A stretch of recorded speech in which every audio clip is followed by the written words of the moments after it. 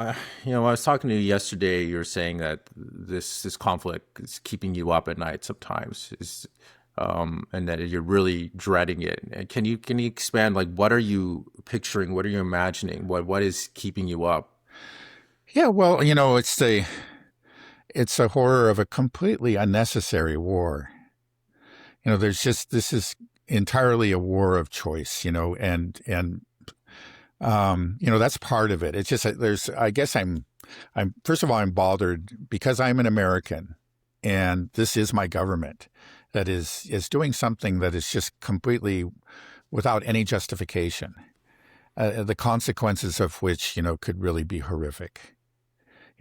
Could even go nuclear. It's just that, or if any case, let's say if they succeed in their objective and they manage to actually topple the government, that means a kind of a Syria or Libya kind of scenario for Iran, this very large country. And that's misery for lots and lots of people. And none of those people deserved it. It means years of violence and chaos. And you say, yeah, okay, great. We destroyed another country. It's just, but then, but that probably won't happen. Probably the government is going to stand and they're going to fight back and there are going to be Americans killed. But in the meantime, there will be a lot of Iranians and probably Iraqis killed as well. All this entirely unnecessary bloodshed. Um, that like the case of the Ukraine war, it's a horrible war. You're right, and we should never we shouldn't ever think, this is sort of a football game and we're on one side or the other. This is a horrible war, and the sooner it ends, the better. Um, but the Russians went into it. I think you could argue, a fair-minded person, well-informed person should say that Putin made a mistake by launching the SMO. You can argue that, but it's clear that the Russians felt that they were in real trouble and they were trying to avoid a full-scale war. Even though we always say full-scale invasion, it wasn't. They immediately went to negotiations. They were pushing for negotiations ahead of time. And the negotiations, what they were asking for was very, very reasonable. It's not like these things that are being asked of the Iranians, which is just total capitulation. They say actually asking you to abide by your own constitution and the West in general to keep their promises that they made earlier, about NATO and about neutrality, that kind of thing. That above all, so anyway, the contrast is quite great. Again, the war there is horrible, but this is a war that's so entirely unnecessary and unjustified and just based on lies and based on as a really unhealthy relationship. It's just sort of like part of it is just like looking at a member of your own family who has become schizophrenic or something. That must be a very, very painful experience to see something like that happen. And then to see him actually engage in violence against someone else. That's almost how I feel about it. It's just on every level. I just find it makes me sick to my stomach. Yeah, I mean, it feels like, there's so much violence and bloodshed. We just talked about what's going on in Gaza. Like, this needs to stop. It's necessary to stop Israel. And it's crazy that we're going to be doing this war on behalf of Israel. And I'm at this point where I want this. I shouldn't say I want this war, but I feel like it has to happen to stop Israel and to stop the United States doing what it's doing, or the Israeli control of the United States. Like, this has been the source of so much death and evil in the world. I mean, we just even want to talk about the Ukraine war as well. That is part of U.S. primacy. Our demand that the countries like Russia and China subjugate themselves to us, that we can push whatever we want, our military systems right in their backyard, and we'll break you apart. We'll do color revolutions to any of your smaller countries that are allies to you. It was clear that this is the problem. We need to end that. We need to accept multipolarity. Mm-hmm. And so it just feels like this is the war that will do that. Yeah. And so in my sense, it's like this, because if we don't do this, then we're just going to have to watch, Israel continue to slaughter people in Gaza, slaughter people in the West Bank, slaughter people in Syria, slaughter people in Lebanon, while the U.S. continues to grind wars through Eastern Europe, maybe start a conflict with China over Taiwan, continue this. It's like, it has to stop. And Iran is the one that's saying the buck stops here. This Yeah. is it. And I think countries like China and Russia understand that. That's why they are backing them. They're like, okay, and you take this firm stance, and when we look back at in the history books, it will be so clear that Iran was the rational actor, the moral actor in this conflict, that they were doing everything they could to avoid this war, and the United States steamed all the way around the world to start this unnecessary war on behalf of Israel. It's Yeah. just, Yeah. Well, I have to say what Mark Saboda agrees with you. His argument is slightly different, but he says that this war, it's not like he's advocating the war, but he said this is a war that could end U.S.-led Western hegemony. And his thinking is essentially that if the U.S. gets into a real war of attrition with Iran, we will just use up the stockpiles that we have, and there will just be nothing left for Ukraine. And then the Ukrainians will and the Americans will be forced to sue for peace in Ukraine.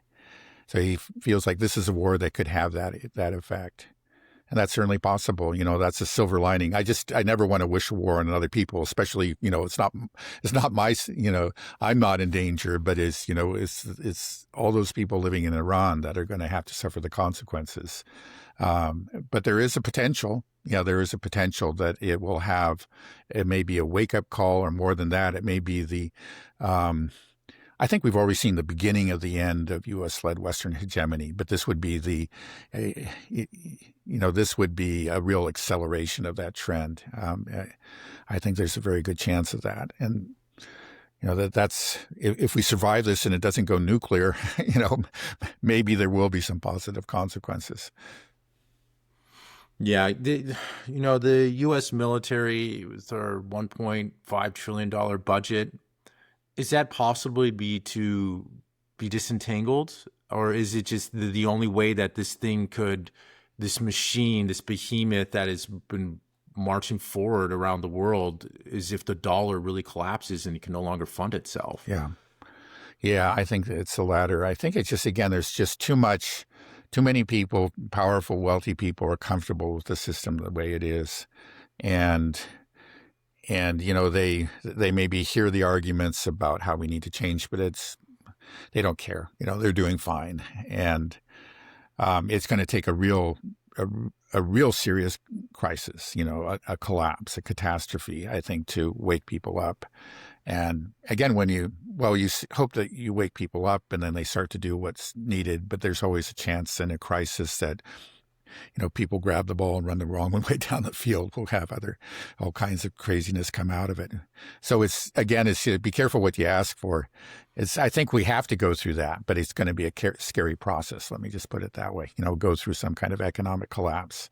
But it's like asking for war. You never really want to do it, but you know that it's going to happen, and that it's become inevitable. You just hope that, that we come out in one piece.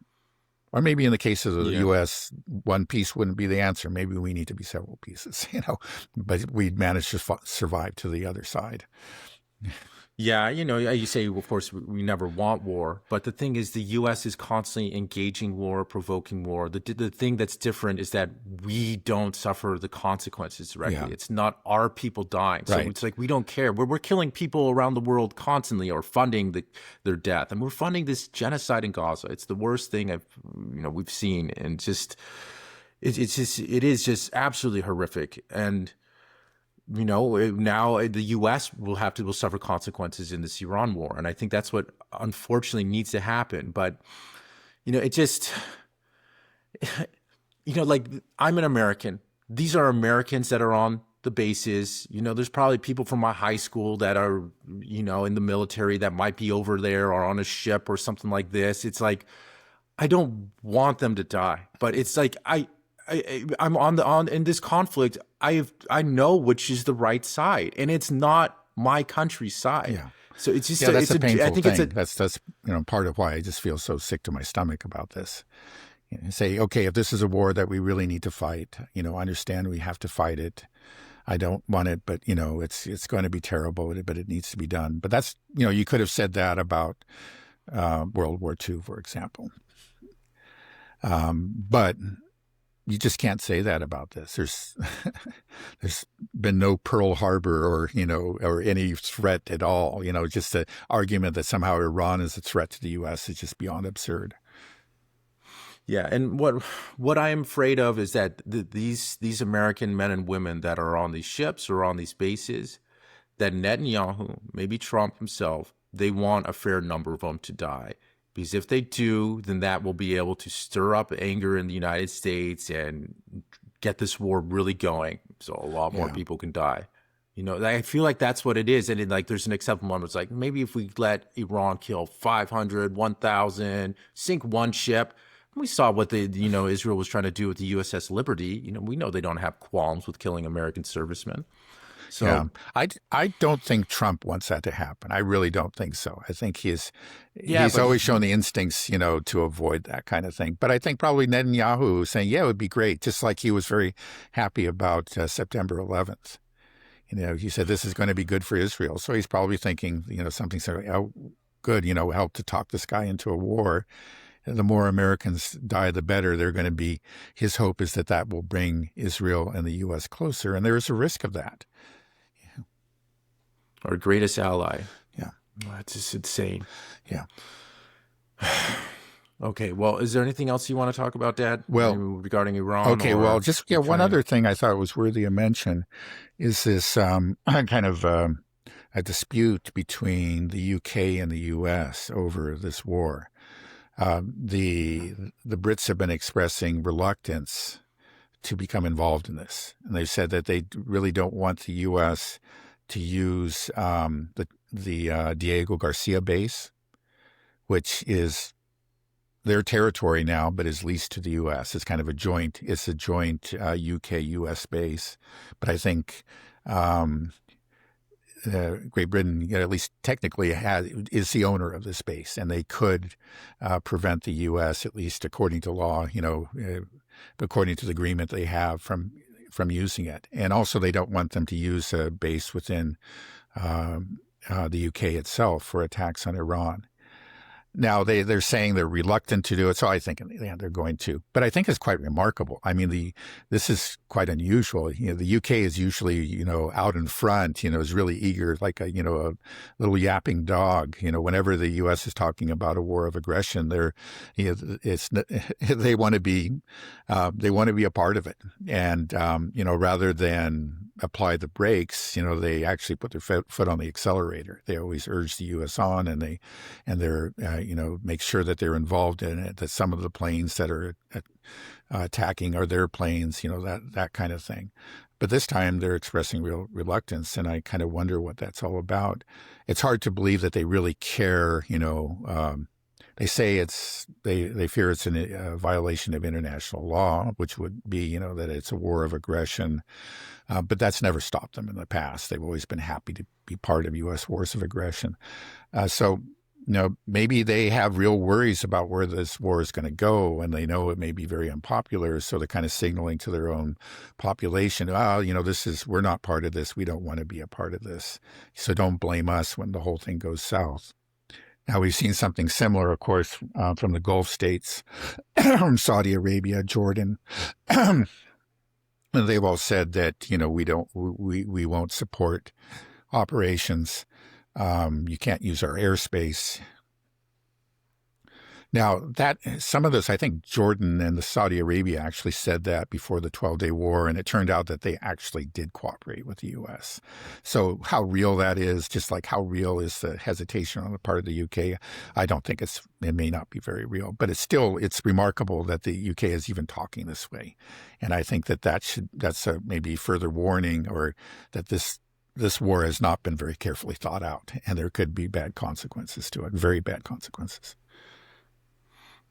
Yeah, it's all falling apart, Dad. it's all coming apart at the seams. I mean, it needs to. It needs to. It's just, I hope we don't go nuclear, and I just feel like that's what's going to happen. We have the state of Israel is just such an insane. The insane story. I can't even. It feels like I'm in some science fiction movie. What is going on? What you mean. This. It's just, how did this happen?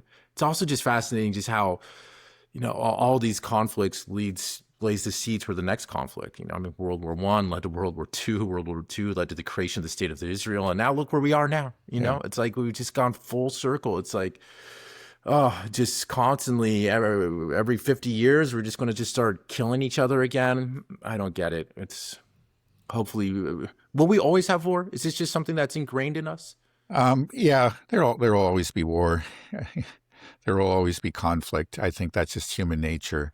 So again, like I said, I'm very much in favor of this multipolar world, but that won't be, the golden age. It won't be an age of eternal peace. We have every reason to believe that it will be more peaceful than what we have now. Because as I've pointed out, like every war that we're looking at is not being caused by multipolarity, really. It's caused by the Western hegemon, on insisting on maintaining, his hegemony. I think that's what you could say. Um, and and then, okay, well, probably we don't need to go down that path, but I'll just say very briefly too, maybe repeat more or less what I said earlier, that I'm also favoring multipolarity because it does allow civilizations to follow their own paths. And right now, each civilization is kind of under the threat from this, I think, essentially nihilistic kind of anti-civilization that has developed in the West, that is trying to impose universal ideology on all of them, and that's just not healthy. And that's lifted. That's something to celebrate. But but let's not kid ourselves. It's not like there will be no more wars. I think you'll have Turkey there, for example, having dreams of reestablishing the Ottoman Empire, and the wars could break out. I think like the Syrian war, it was not just about Western hegemony. It was also about a local despot, you might say, or with dreams of reestablishing his own empire. And those kind of things will happen. But the scale of them should be lower, and the frequency should be lower. And then above all, we'll have, again, we'll have this Western, this kind of oppressive cloud will have finally been blown away. And that, again, civilizations will be able to breathe and become themselves again. Mm. If we're in this big war, like if it kicks off next week or something, then will we be able to, and it turns into a regional war? Like we're supposed to host the World Cup. Will that thing be suspended? Like, can we do this? Like, I mean, it's just such a bad look for the United States on top of everything else, like. Yeah. Well, do you think that would always, I mean, I know it seems almost silly to bring sports into it, but that is something that a lot of people care deeply about. Right. And then maybe this could actually have a real impact on on ushering in the end of US hegemony, because then it just becomes clear that, hey, the world hates America. We don't want to go here. Let's boycott the World Cup, whatever it is. You think? Yeah, well, I don't know. I haven't thought about that, but you're right. It certainly is going to, it certainly should damage our soft power. Unfortunately, I think throughout the world, clearly Russia is alarmed, China is alarmed, and I think much of the world is really shocked by the behavior of the U.S. and they see what Israel is doing. Within the West, we don't see it. There hasn't been a single protest. This could be a lot worse than the Iraq War. I remember, when in the months leading up to the Iraq War, there were protests, including in Tennessee. It was. There was a real effort to stop it, and there was something that was debated, in the press, on the news shows. You just don't find that, and that's true, throughout the Western world.